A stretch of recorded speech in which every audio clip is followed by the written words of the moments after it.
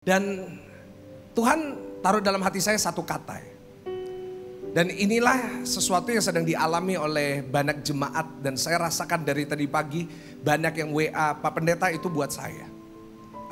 Ada banyak sekali jemaat yang mengatakan seperti itu.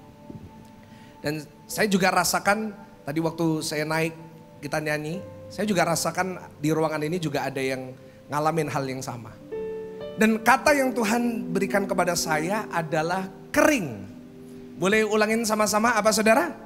Kering. Di rumah tulis di live chat, kering.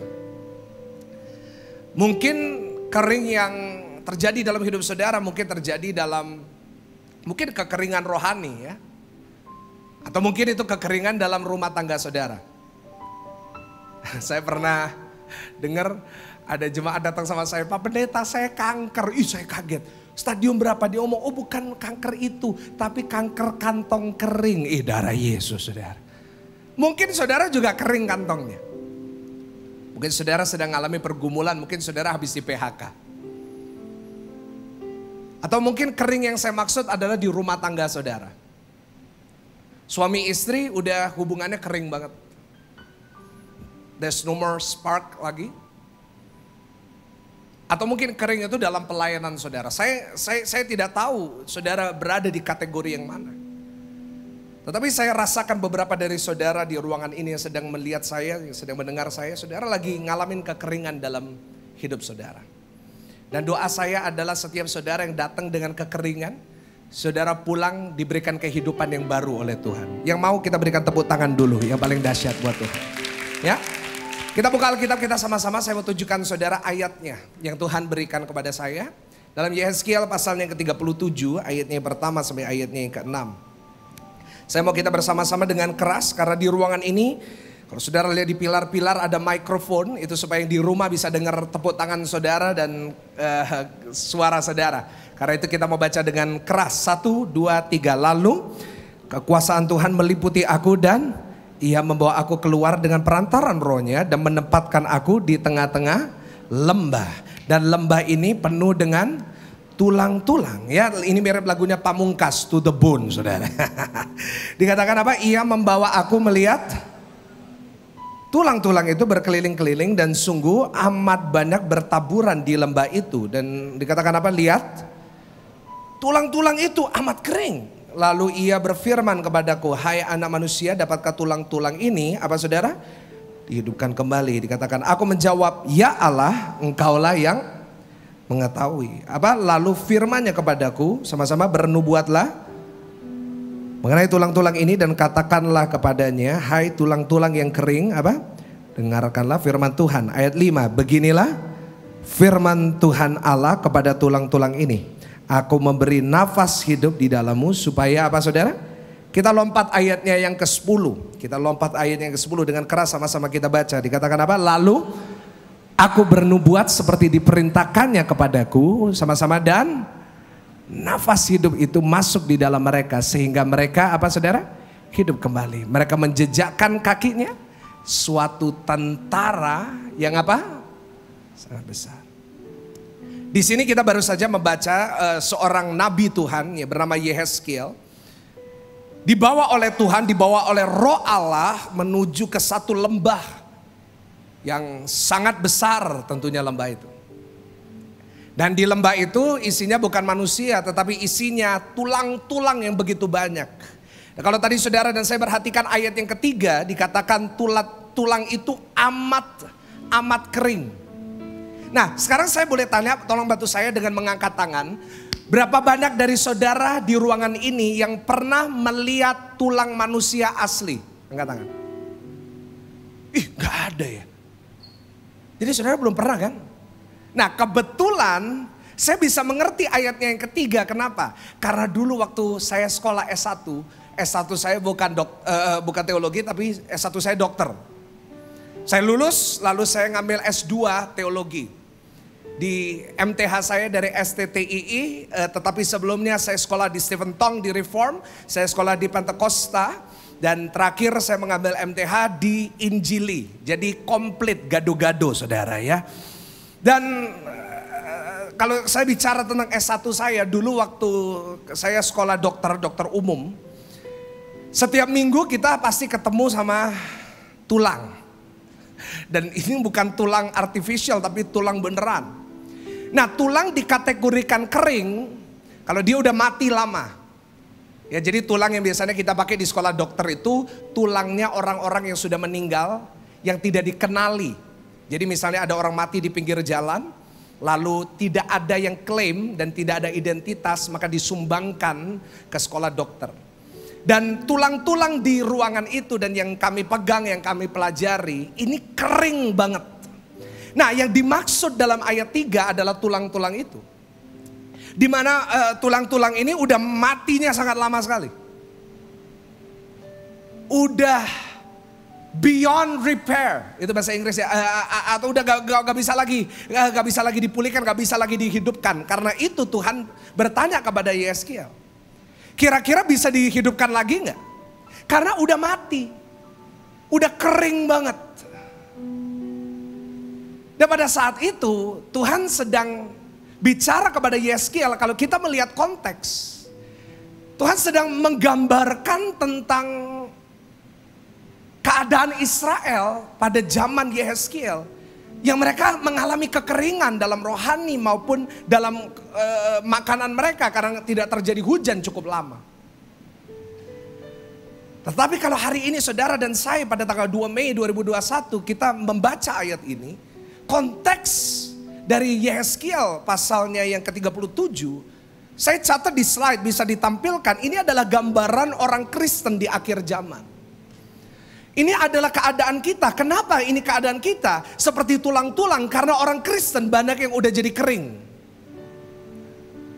Banyak orang-orang Kristen, mereka ke gereja, mereka pelayanan, mereka ibadah online, bahkan mereka ikut doa fajar, mereka ikut selah, mereka ikut doa firman mujizat, mereka ikut semua ibadah, tetapi tetap mengalami kekeringan. Dan inilah yang Tuhan mau pesan sama jemaat, sama gereja Tuhan di tempat ini. Karena mungkin Tuhan melihat keadaan gerejanya sangat penuh dengan orang yang kering. Dan kalau itu adalah saudara yang saya maksud, ini adalah firman bagimu. Tetapi dengarkan baik-baik, Tuhan tidak pernah mengizinkan sesuatu terjadi kalau Dia tidak menyediakan solusi buat saudara. Hari ini mungkin saudara hadapin kekeringan, tetapi hari ini Tuhan ingin memberikan saudara solusi. Saudara datang dengan kekeringan, saudara pulang dengan kehidupan yang luar biasa dari Tuhan. Ya, tepuk tangan jangan nanggung, yang hidup tepuk tangannya. Kan apa sih kadang-kadang kita kering dalam hal apa? Yang pertama saya catat, kita kering dalam hal rohani kita. Tanpa kita sadari banyak orang Kristen rohaninya jadi kering, terutama di masa-masa Covid. Terutama di masa-masa kita work from home, worship from home, we stay at home. Kita di rumah aja. Rohani kita jadi kering. Dan apa tandanya orang yang kering rohani ke gereja gak ngerasa apa-apa? Ada orang yang ke gereja biasa aja, bahasa gaulnya B aja, gitu. Ke gereja ya gitu-gitu tok pak, gereja itu pak. Orang yang biasanya kering rohani ke gereja gak akan merasa apa-apa. Di saat yang lain sedang nangis, di saat yang lain di jamaah Tuhan, ibadahnya sama, tempatnya sama, pendetanya sama, worship leadernya sama. Tapi orang yang kering rohaninya, dia gak akan ngerasa apa-apa. Dan akhirnya hasilnya jadi orang yang suka kritik. Karena itu saya gak heran kalau ada orang ke gereja suka kritik gereja. Karena dia gak ngerasa apa-apa dan dia merasa, oh ini karena gerejanya. Gerejanya kurang ada urapan, darah Yesus. Dengar WL-nya, WL-nya kurang angkat. Kalau tadi diangkat WL-nya saudara. Waduh, gak bisa itu. Tapi kita suka ngeritik ibadah, kenapa? Karena kita gak ngerasa apa-apa. Firmannya gak kena pak. Firmannya kurang greget. Oke. Tapi kenapa saudara merasa seperti itu sedangkan yang lain merasa, Pak saya dijamah Tuhan, Pak saya ngalamin Tuhan luar biasa, saya mendengarkan firman ini berlinangan air mata. Kenapa ada orang yang dijamah dan orang yang tidak? Artinya yang tidak adalah orang-orang yang kering rohani. Dan mungkin itu adalah saudara. Ibadah ya biasa aja. Ya ibadah sambil main HP gak apa-apa. Ada yang kering rohaninya.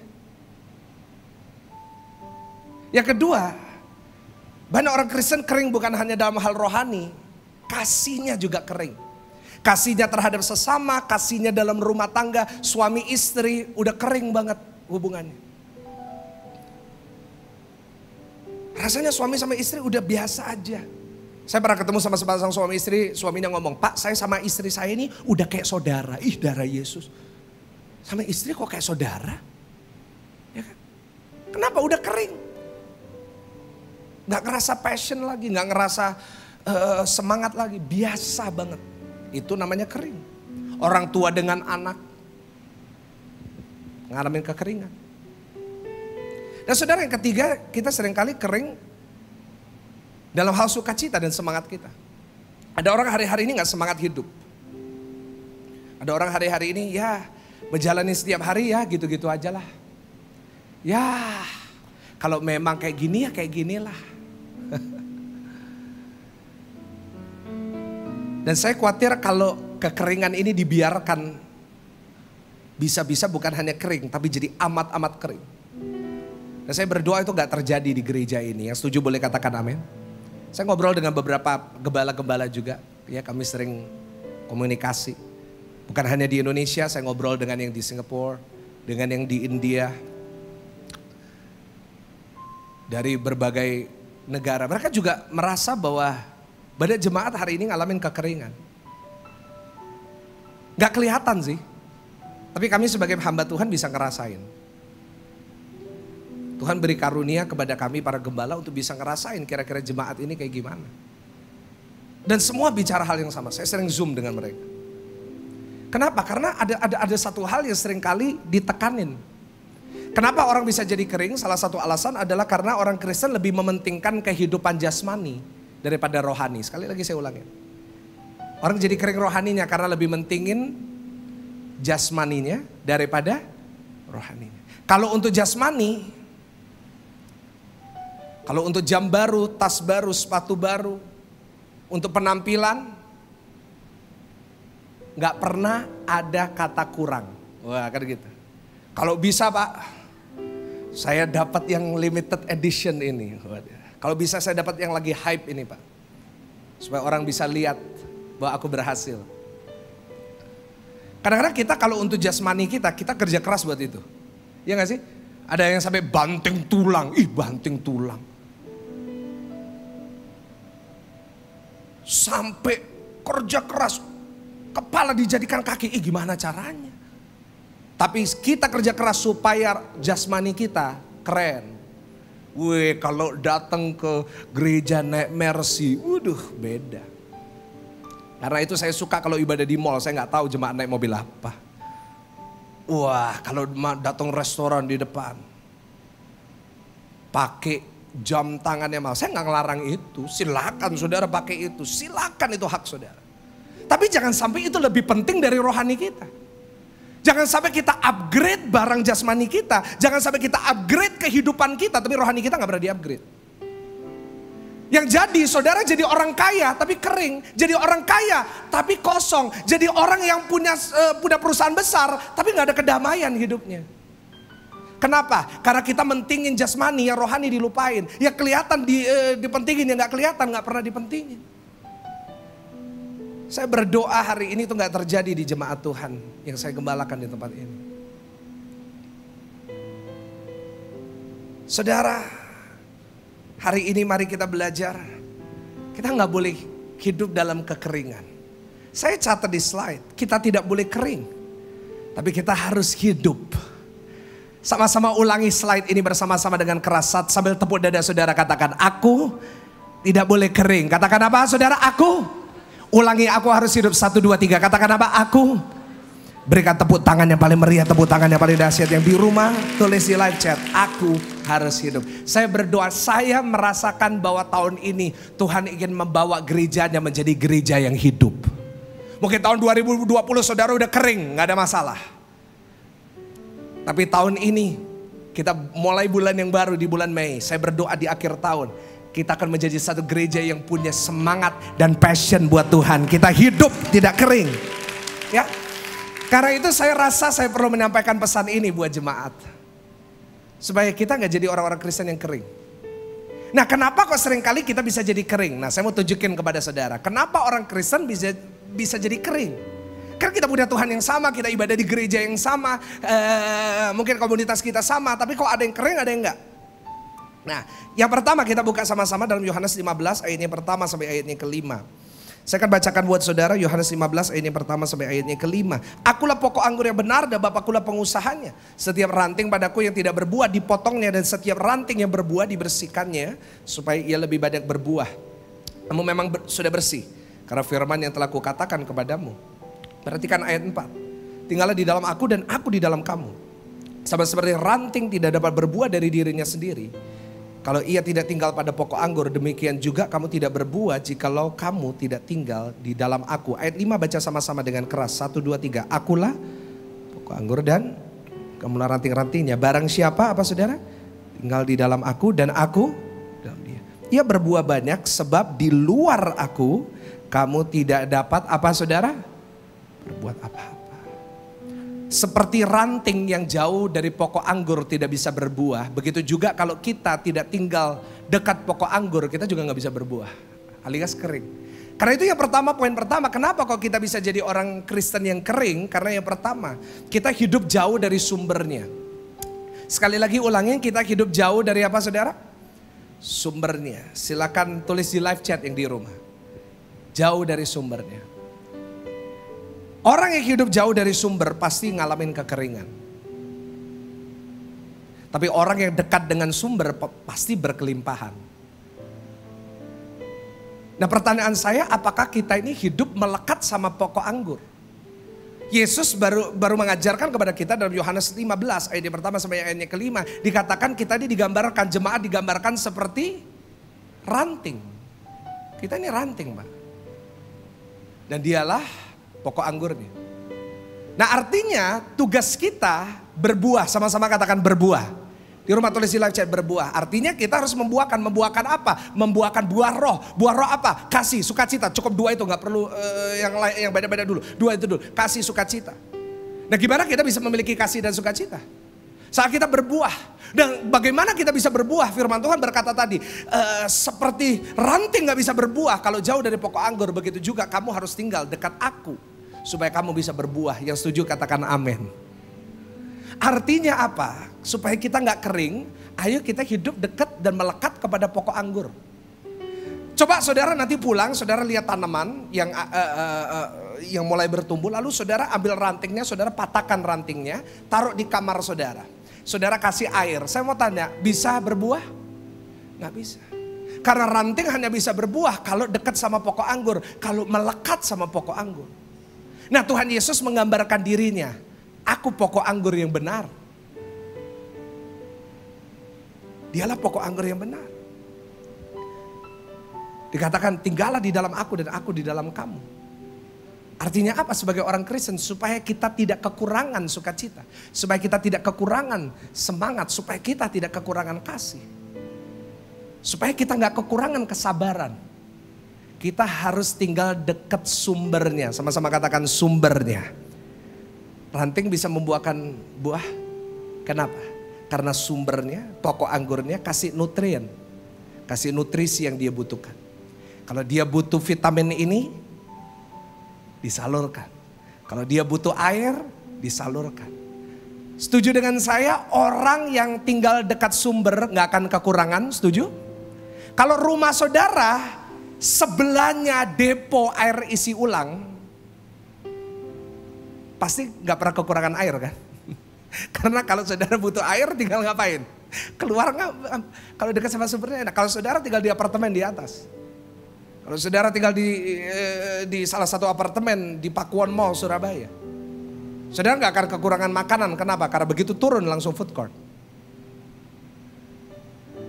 Tapi kalau saudara tinggal di tempat yang terpencil, gak ada supermarket, gak ada Indomaret, gak ada Alfamart, untuk mau dapat apa-apa sulit banget. Setuju dengan saya? Begitu juga kalau hari ini kita tinggal jauh dari Tuhan, gak heran saudara gak pernah suka cita. Kalau saudara gak tinggal dekat Tuhan, gak heran saudara suka marah. Kalau saudara gak tinggal dekat Tuhan, pantesan emosian.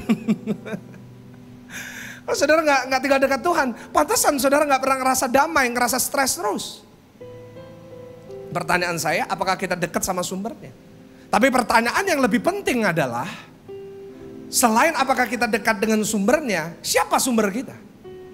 Kan gitu, oke dekat sama sumbernya, tapi sumber yang mana? Pertanyaan saya kepada saudara, tolong jawab dalam hati saudara, siapa sumber saudara? Ada orang yang sumber yang melekat sama dia uang. Nah, orang yang sumbernya uang, kalau dia punya uang, pasti sukacita. Waduh. Tapi orang yang sumbernya uang, kalau uangnya mulai habis, masuk menur. Mungkin yang di Jerman bingung, menur itu apa Pak? Menur itu rumah sakit jiwa di Surabaya. Siapa sumber saudara? Kalau sumber saudara adalah suami saudara, maka jika suami itu meninggalkanmu, maka engkau gak akan pernah bisa sukacita sampai seumur hidupmu. Kalau sukacitamu, kalau sumber kita adalah anak kita, kalau anak itu meninggalkan rumah, kalau anak itu tidak mau peduli dengan kita di masa tua kita, kita akan kecewa dan kita gak akan pernah bisa sukacita dan kita akan menjadi orang yang pahit. Siapa sumber kita? Kalau sumber kita hanya hal-hal yang ada di dunia, firman Tuhan berkata dunia bisa lenyap dengan segala keinginannya. Tetapi kalau hari ini sumber kita adalah Tuhan, apa yang saudara butuhkan sampai kekekalan Tuhan sediakan buat saudara. Yang percaya berikan tepuk tangan buat sumber kita. Siapa sumber kita hari ini? Mari kita ambil sebuah keputusan, sebuah komitmen. Tuhan Yesus harus jadi sumberku. Karena kalau hari ini saudara menjadikan Yesus sumber dalam hidupmu, saudara hari ini butuh sukacita, dia bisa berikan kepadamu. Saudara butuh damai, hari ini Tuhan sediakan damai buat saudara. Yang kedua, kenapa kok orang bisa kering? Nah coba kita lihat yang kedua, kita buka Wahyu 2 ayat yang pertama sampai ayat yang keempat. Pak Wahyu, akhir zaman, bukan yang itu saudara ya. Nanti kita bahas di lain kesempatan. Dikatakan tuliskanlah kepada malaikat jemaat di Efesus. Inilah firman dari dia yang memegang ketujuh bintang itu di tangan kanannya dan berjalan di antara ketujuh kaki dia emas. Artinya ini Yesus. Dikatakan, aku tahu segala pekerjaanmu. Kepada jemaat Efesus, kepada jemaat di kota Efesus. Aku tahu segala pekerjaanmu, baik jeripayamu maupun ketekunanmu. Aku tahu bahwa engkau tidak dapat sabar terhadap orang-orang jahat. Bahwa engkau telah mencobai mereka yang menyebut dirinya rasul, tetapi yang sebenarnya tidak demikian. Bahwa engkau telah mendapati mereka pendusta. Seperti hari ini ada yang menyebut dirinya nabi ke-26. Tapi jemaat Efesus mungkin berkata, oh ini bukan. Ini bohong. Wow, apologetik. Nah, kalau jemaat Efesus ini gereja apologet ya. Wah, suka apologet dan akhirnya membela yang benar. Oke, kita buka lanjut ayatnya yang ketiga. Lalu berhenti di ayat yang ketiga. Dan engkau tetap sabar menderita oleh karena namaku dan engkau tidak mengenal lelah. Bayangin, stop di sini. Kembali ke kamera. Bayangin, gereja ini hebat banget Efesus. Gak kenal lelah, gak kenal capek, dipuji sama Tuhan, bukan dipuji sama manusia. Gak kenal lelah, gak kenal capek. Ngelakuin mujizat. Hebat banget. Tekun. Jeripaya. Mirip GSJS. Jeripayanya kita banyak ya. Di masa pandemi tahun 2020. Setiap hari ada ibadah. Senin sampai Minggu. Setiap hari ada selah, setiap hari ada doa fajar. Setiap hari ada ibadah. Sehari aja, hari ini kita dari jam 6 pagi udah ibadah tadi. Sampai nanti malam jam 10 sampai 12 kita ada 9 kali ibadah online kita. Tapi coba lihat ayat yang keempat. Ini jemaat Efesus. Namun demikian aku mencela engkau.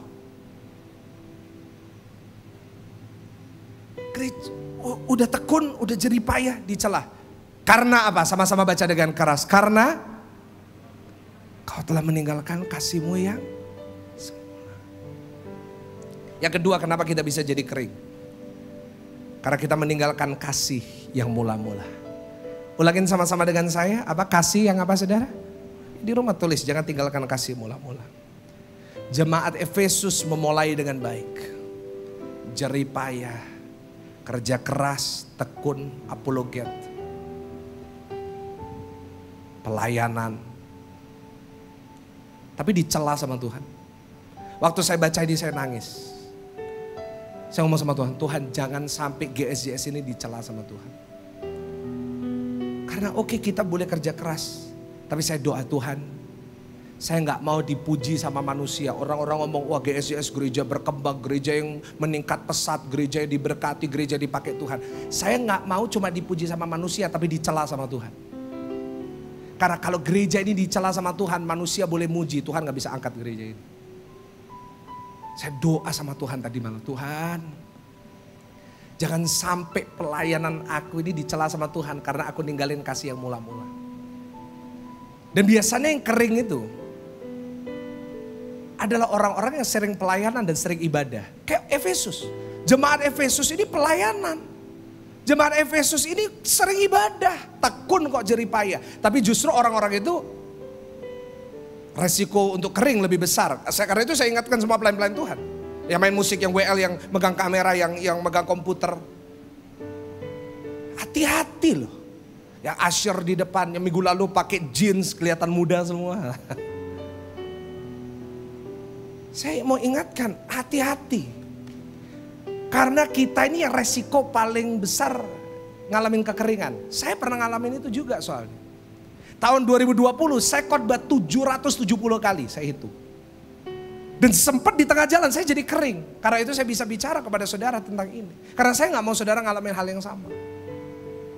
Kenapa saudara seringkali orang yang beribadah, kenapa jemaat Efesus kok bisa jadi kering, meninggalkan kasih yang mula-mula, kenapa? Karena mereka anggap ibadah dan pelayanan sebagai rutinitas, bukan melayani.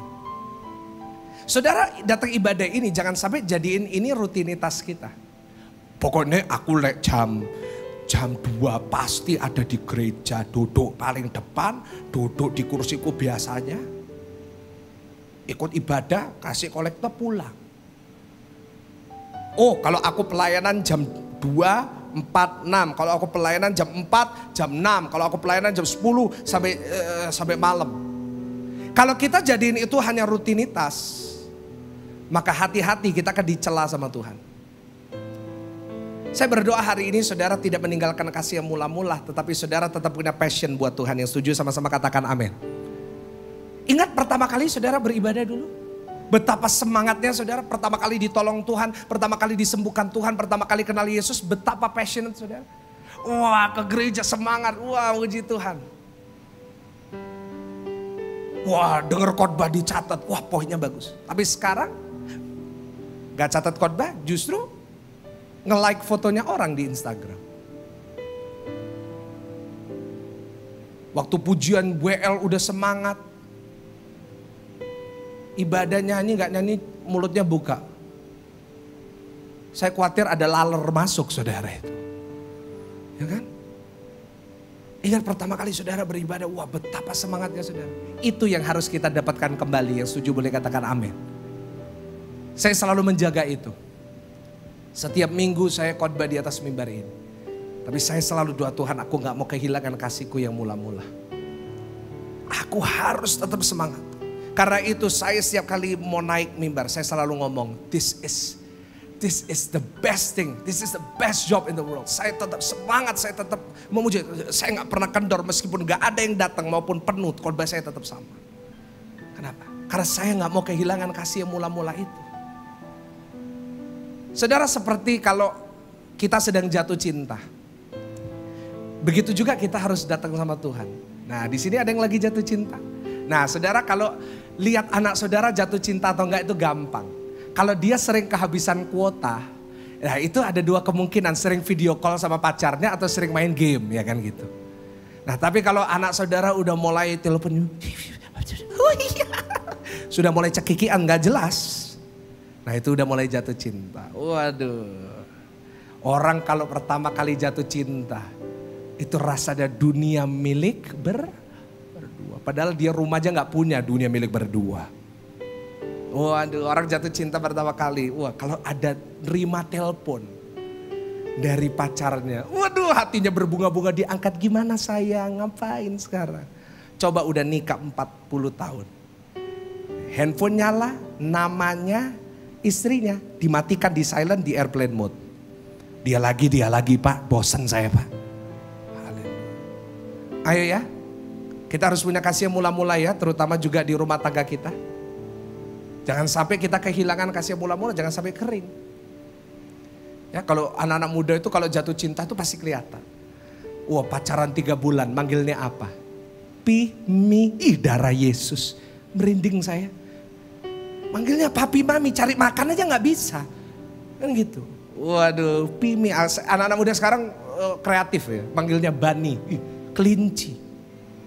Karena dia tuh imut seperti kelinci Pak Pendeta. Ada yang manggil Pigi, darah Yesus, babi ngepet kali saudara ya. Kan gitu. Wah, pokoknya gitu loh, aduh lucu gitu, seneng. Tapi coba kalau udah tua, udah 40, 50 tahun menikah. Manggilnya gimana Pak? Hah? Hei, ya, maka saya pernah ke rumahnya jemaat, suami istri, suaminya teriak, dol, dol, dol. Saya bingung, Pak siapa Pak? Istri, panggilan kesayangan. Darah Yesus Pak, jangan. Orang kalau udah kering, pasti kayak gitu. Awal-awal menikah, waduh. Suami ngeliatin istri ngomong, apa sih papa ini malu aku Pak. Coba udah punya 4 anak. Suami ngeliatin istri naik turun. Istri ngomong apa?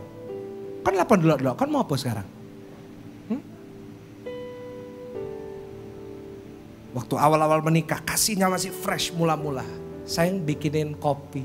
Istri ngomong, iya tapi bikinin mau berapa gula, berapa saset. Coba. Anak 3 sekolah Zoom. Mamanya gaptek. Suaminya ngomong, Mi, bikinin kopi. Istrinya jawab apa? Kan gak duit tangan, gak gitu aku lagi sibuk ngurusi area Zoom ini gak iso-iso kan gak ngerti. Nah, yang tertawa itu biasanya korban atau pelaku saudara ya. Atau mungkin saksi ya, kan saya juga gak tahu. Tapi orang yang ninggalin kasih mula-mula, gak lama, pasti ribut terus. Tapi orang yang mempertahankan kasih yang mula-mula, pasti mengalami kehidupan yang baru di dalam Tuhan. Yang mau berikan tepuk tangan yang paling meriah, tepuk tangan. Saya tuh rindu ya, saya tuh rindu jemaat di GSJS ini, kita semua punya passion buat Tuhan. Sama-sama katakan passion. Di rumah tulis passion. Saya tuh seneng banget. Kalau lihat jemaat itu semangat dengerin firman, semangat. Ya muji Tuhan, semangat. Saya percaya kalau gereja ini bisa seperti itu, kita gak dicela, tapi kita diangkat untuk terus jadi berkat buat dunia ini. Kasih tepuk tangan yang paling dahsyat, tepuk tangan sekali lagi. Ya, saya mau tutup dengan menunjukkan kepada saudara untuk GSJS. Bagaimana kita bisa jadi orang Kristen yang hidup. Sama-sama tepuk dada saudara, katakan aku harus hidup.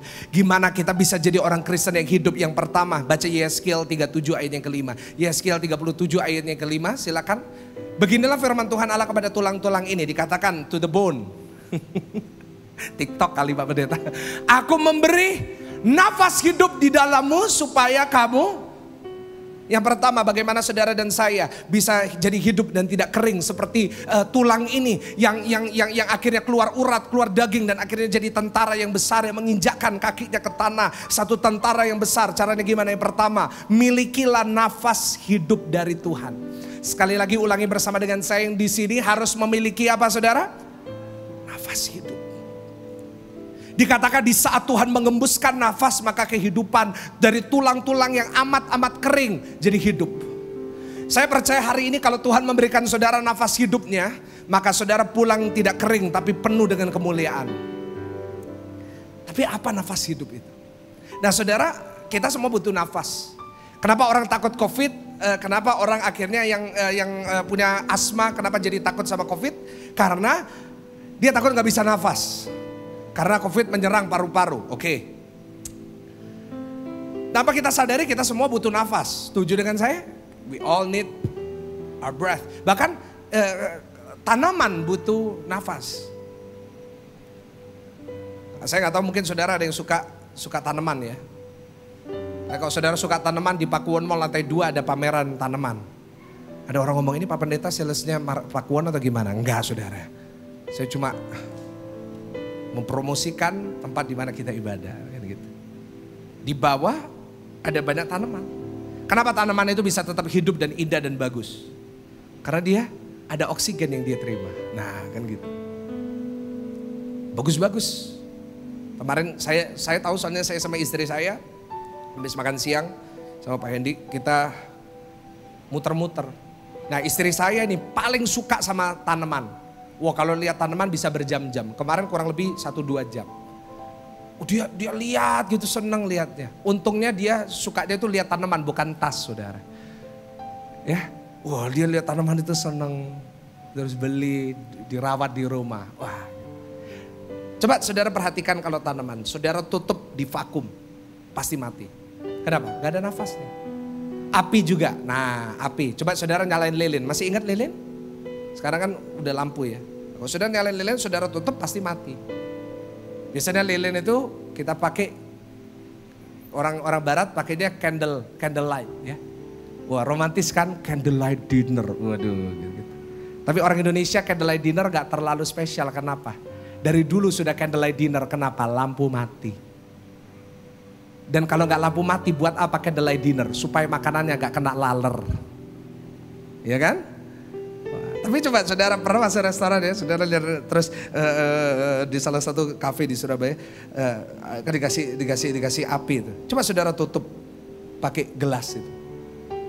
Pasti mati. Kenapa? Gak ada nafasnya. Kalau gak ada nafas gak bisa nyala. Begitu juga saudara gak bisa berapi-api buat Tuhan kalau gak ada nafas hidup dari Tuhan. Yang setuju boleh katakan amin. Mungkin hari ini kau gak jadi kering karena gak ada nafas hidup Tuhan dalam hidupmu. Nafas hidup Tuhan itu seperti kalau kita HP itu dicas.